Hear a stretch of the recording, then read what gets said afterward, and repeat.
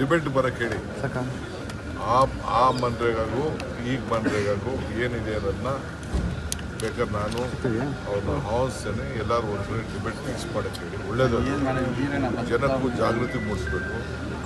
ಅವರು ಯಾರಾದ್ರು party president, opposition leader, ಇಲ್ಲ ಸೆಂಟ್ರಲ್ ಮಿನಿಸ್ಟರ್, ಈ 3 ಜನದಲ್ಲಿ ಒಬ್ಬರು ಯಾವುದಾದ್ರು ಟಿ ವಿಗೆ ಡಿಬೇಟ್ ಮಾಡೋಕ್ಕೆ ಹೇಳಕ್ಕೆ ಹೇಳಿ. ಅಲ್ಲೇನು ಇದೆ, ನಮ್ಮಲ್ಲಿ ಏನಿದೆ ಅನ್ನೋದನ್ನ ನಾವು ಚರ್ಚೆ ಮಾಡಲಿಕ್ಕೆ ನಾನು ಸಿದ್ಧ ಇದ್ದೀನಿ. 11 ಲಕ್ಷ ಕೋಟಿ ಭ್ರಷ್ಟಾಚಾರ ಎಷ್ಟಾರು ಇಲ್ಲಿ 11 ಲಕ್ಷ ಕೋಟಿ ಇತ್ತು ಅಂದರೆ CBI ಹಾಕ್ತೀವಿ. ಅವ್ರಿಗೆ ತಾಕತ್ತಿತ್ತು ಅಂದರೆ ಈಗ 11 ಕೋಟಿ ಭ್ರಷ್ಟಾಚಾರ ಅಂತ ನೀವು ಸುಳ್ಳು ಹೇಳ್ತಾ ಇದ್ದೀಯ. ನೀನು ಯಾವ ಟಿ ವಿ ನೀನು ಫಸ್ಟು ನೀನು ಏನೇನೋ ಮಾತಾಡೋಕೆ ಹೋಗ್ಬೇಡ. ನೀನು ಹೇಳಿಸ್ಲಿ. ನೀನು ಫಸ್ಟು ಕರೆಕ್ಟಾಗಿ 11 ಕೋಟಿ ಅಂತ ಹೇಳಿದ್ರು ಅಂತ ಅಂದಿಲ್ಲ. ನಿನ್ನ ಮೇಲೆ ಡಿಫಾರ್ಮೇಷನ್ ಕೇಸ್ ಹಾಕ್ಬೇಕು. 11 ಕೋಟಿ ಅಂತ ಯಾರು ಹೇಳಿರ್ಬೇಕಾದ್ರೆ ಜಾಗೃತರಾಗಿ ಹೇಳ್ಬೇಕು.